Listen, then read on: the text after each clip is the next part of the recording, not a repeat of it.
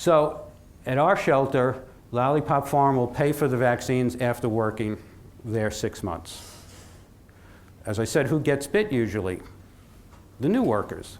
But they still have to wait 6 months until Lollipop will pay for it. And the vaccines are expensive. So, you know, it's tough. You know, economically, well, should the shelter invest this money in these people who might not last 6 months? We've had people go out for lunch, never come back, even.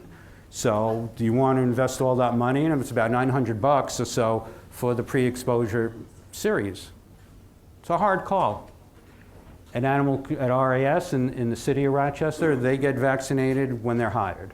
In Erie County, it's a little murky from the information I got. Basically, I was told that the full-time kennel staff get vaccinated, the veterinary staff gets vaccinated, 2 of the wildlife volunteers get vaccinated. Apparently they have a big wildlife department there, and they have about 60 wildlife volunteers, and only 2 of them are vaccinated.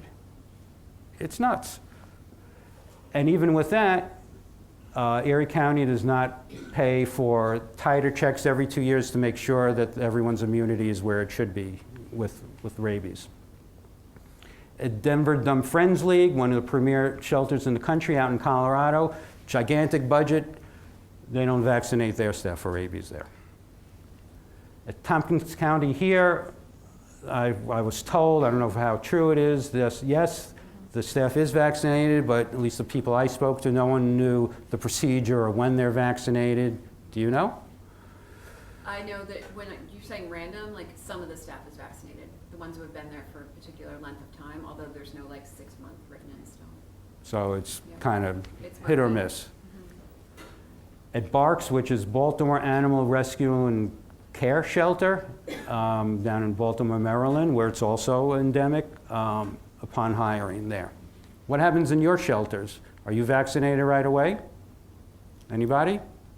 How long after you're working there do you get vaccinated? Or does your shelter even pay for your vaccines? A lot of people are shaking their head no. It's crazy.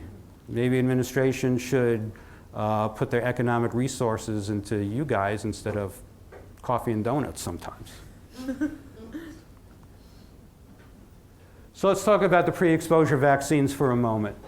Basically, it's a series of 3 intramuscular injections, and at least in 2011 in Monroe County, it cost $825 for the series of 3. And after that kitten incident with Emma, everyone went to get vaccinated in the shelter who hadn't gotten vaccinated. So it cost Lollipop in one chunk about $22,000 for the people who weren't vaccinated. But had to be done, or should be done. Lollipop doesn't go out of its way to tell people, oh, you've been here 6 months, you could go get vaccinated now. They leave it for them to figure out themselves. So even with pre-exposure vaccinations, you still need to go through the post-exposure series, but it's not as drastic.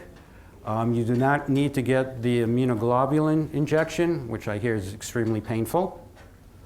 You don't need 4 shots, you only need 2 shots post-exposure. You've had the pre-exposure injections. It might help a little bit if post-exposure treatment is delayed, if it takes a long time for some reason to get the results back on the specimen if it does have rabies. And certainly it might help prevent you from getting rabies when you don't know you've been bitten by an animal that has rabies.